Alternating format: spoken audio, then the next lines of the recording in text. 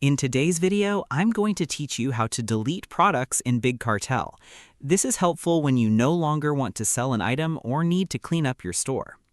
First, log into your Big Cartel account and go to your main dashboard. From there, click on the Products section to see all the items in your store. Next, scroll through your product list and click on the product you want to remove.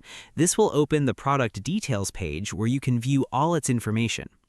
Now look for the option to delete the product. It is usually found in the Settings or Options menu on the product page. Click on it and you may be asked to confirm your decision.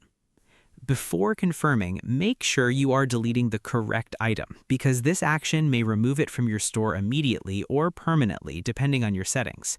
Once you confirm, the product will be removed from your store and will no longer appear to customers. And that's it. You've successfully deleted a product in Big Cartel. Thanks for watching, and I'll see you in the next tutorial.